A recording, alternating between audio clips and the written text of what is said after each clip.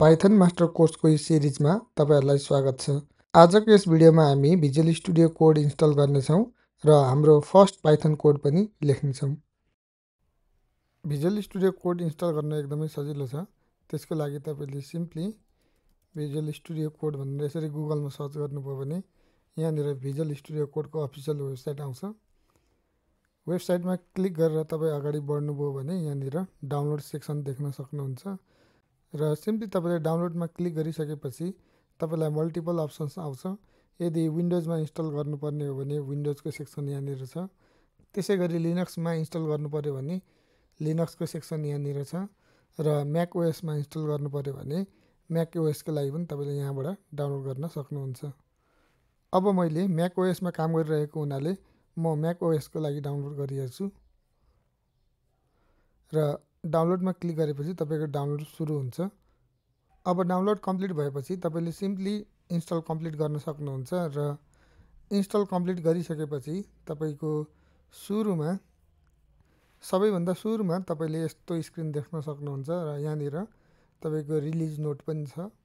यो release नोटलाई simply मैले अहिले क्लोज गरिदिन्छु र यहाँनिर वेलकम भनेर भनिरहेको छ।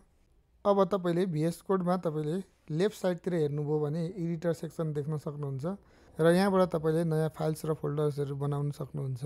अब हाम्रो कोर्स सुरु गर्नको लागि म एउटा सिम्पल फोल्डर बनाउँछु र यहाँनिर ओपन फोल्डर भनेर क्लिक गरेपछि मैले म्याक ओएसमा कहाँनिर मेरो फोल्डर राख्ने हो त्यहाँनिर नयाँ फोल्डर बनाउन सक्छु र इक्जाम्पलको लागि म सिम्पली टिचिङ भन्ने फोल्डर भित्र एउटा युट्युबको कोर्स बनाएको हुनाले म युट्युब भनेर फोल्डर बनाउँछु र यो फोल्डरलाई मैले सिम्पली ओपन गर्छु।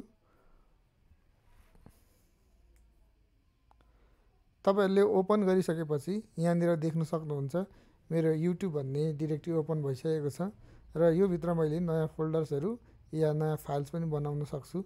अब मैले इक्जाम्पल्सको लागि एउटा नयाँ पाइथन फाइल बनाउँछु। यहाँ क्लिक गरेपछि मलाई अप्सन दिन्छ फाइलको नाम के राख्ने हो भनेर। मैले start.py भनेर पाइथनको एक्सटेन्सन युज गरेर एउटा नयाँ फाइल्स बनाउँछु। यति लेखिसकेपछि सिम्पली मैले इन्टर क्लिक गरेपछि मेरो एउटा नयाँ फाइल्स बन्छ र यहाँबाट मैले अब पाइथनको कोडहरु लेख्न सुरु गर्न सक्छु। यहाँनिरको वेलकम फाइललाई म सिम्पली क्लोज गरिदिन्छु। अब पाइथनमा मैले कोड लेख्न सुरु गर्नको लागि यहीँबाट सुरु गरे पनि हुन्छ र इक्जाम्पलको लागि हामी सबैले धेरै युज गरिरहने टर्म एउटा पाइथन कोडमा यहाँनिर म एउटा कुनै सिम्पल कुरा चाहिँ प्रिन्ट गरेर हेर्छु। इक्जाम्पलको लागि प्रिन्ट हेलो वर्ल्ड भनेर मैले यसरी लेखे र यहाँनिर तपाईले देख्न सक्नुहुन्छ यहाँनिर व्हाइट डट जस्तो देखिरहनु भएको छ।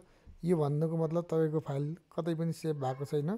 सेभ गर्नको लागि विन्डोजमा कन्ट्रोल एस र म्याक ओएसमा कमान्ड एस सिम्पली प्रेस गर्नुभयो भने सेभ हुन्छ र यो फाइल रन गर्न पनि एकदमै सजिलो छ। रन गर्नको लागि सिम्पली तपाईले यहाँनिर देख्न सक्नुहुन्छ यो रन पाइथन फाइल भनेर एउटा बटन छ।